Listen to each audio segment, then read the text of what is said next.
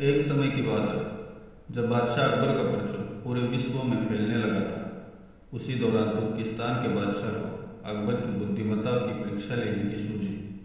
तुर्किस्तान के बादशाह ने अपने दूत को संदेश पत्र देकर कुछ सिपाहियों के साथ दिल्ली रवाना किया।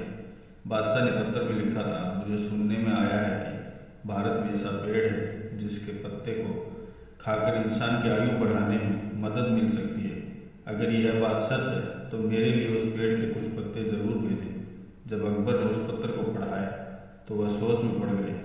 इस चिंता से उबरने के लिए अकबर ने बीरबल का सहारा लिया। बीरबल की सलाह पर बादशाह अकबर ने तुर्किस्तान से आए सिपाहियों और दूत को कैद करने का आदेश दिया। सिपाही और दूत को कैद खाने में कई दिन बीत जाने के बाद अकबर और बीरबल एक दिन उनसे मिलने गए।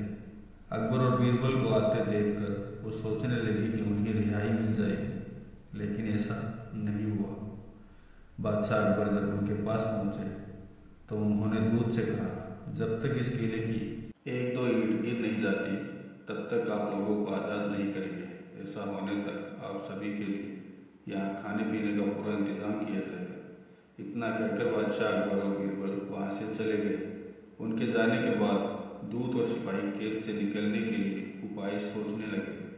जब कोई रास्ता नजर नहीं आया तो भगवान से प्रार्थना करने लगे। जल्दी उनकी प्रार्थना रंग लाई और कुछ दिनों बाद अचानक तेज भूकंप आया और भूकंप के कारण किले का एक भाग टूटकर गिर गया। यह घटना के बाद दूत ने अकबर के पास किले की दीवार गिरने की खबर भिजवाई।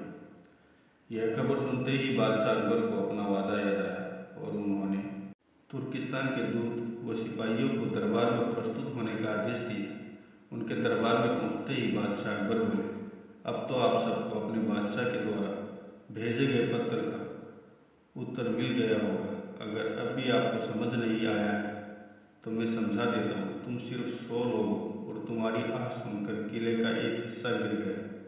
तो सोचो, जिस देश में हजारों लोगों पर अत्याचार होते हैं उस देश के बादशाह की आयु कैसे बढ़ेगी। लोगों की आह से उसका पतन तो निश्चित है। हमारे भारत देश में किसी गरीब पर अत्याचार नहीं होता। यही होता है आयुवर्धक वृक्ष।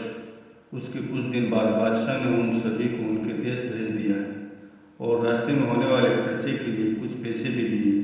दूत ने तुर्किस्तान पहुंचकर भारत में घटित सारी बात विस्तार से बादशाह को बताई।